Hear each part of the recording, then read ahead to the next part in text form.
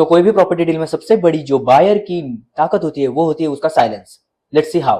तो नेगोशिएशन में साइलेंस का मीनिंग ये नहीं होता है कि आप इसमें इंटरेस्टेड नहीं हो, बल्कि इसका मीनिंग ये होता है कि इससे आप सेलर को अनकंफर्टेबल कर रहे हो, और अनकंफर्टेबल होना या फिर यानी कि अनसर्टेन होना किसी को भी पसंद नहीं आता है। तो जो सेल्स टीम होती है वो नेचुरली क्लोजर चाहती है, लेकिन जब एज अ बायर आप कोई भी रिएक्शन नहीं देते या फिर आप टाइम ज्यादा लेते हो, तो इस केस में जो प्रेशर होता है वो सेल्स टीम के ऊपर शिफ्ट हो जाता है। तो जानते हैं सेलर को साइलेंस परेशान क्यों करती है। तो पॉइंट नंबर 1, कंट्रोल बायर के पास चला जाता है। तो जब एक सेलर के पास आप चुप रहते हो तो उस टाइम पे वो जस्टिफाई करता है, वो उसके ऑफर्स को जस्टिफाई करने का ट्राई करता है, वो अलग अलग तरह से आपको समझाने के लिए ट्राई करता है। लेकिन जब आप साइलेंस रहते हो तो उस टाइम पे वो उस साइलेंस को तोड़ने के लिए अपने जो कंसेशंस रहते हैं उसे वो रिलीज कर देता है। और सेकंड पॉइंट है कि फियर ऑफ लूजिंग बायर। जो साइलेंट बायर होता है वो अनप्रेडिक्टेबल होता है, इससे सेलर को डर रहता है कि कहीं ये दूसरे ऑप्शंस तो नहीं देख रहा। पॉइंट नंबर 3, अर्जेंसी जो होती है वो बायर की तरफ ना होते हुए सेलर की तरफ बढ़ती है। बायर पॉज लेता है, सेलर फॉलो अप लेता है, और इसी बीच में बायर को बेस्ट ऑफर मिल जाते हैं। तो आपको हमेशा याद रखना है कि नेगोशिएशन में जो कंट्रोल आप सोचते हो कि सेलर के पास ज्यादा होता है, वही अगर आप साइलेंस रहते हो तो ये कंट्रोल आपके हाथ में आने का चांसेस काफी ज्यादा होता है। तो कभी कभी कुछ ना बोलना भी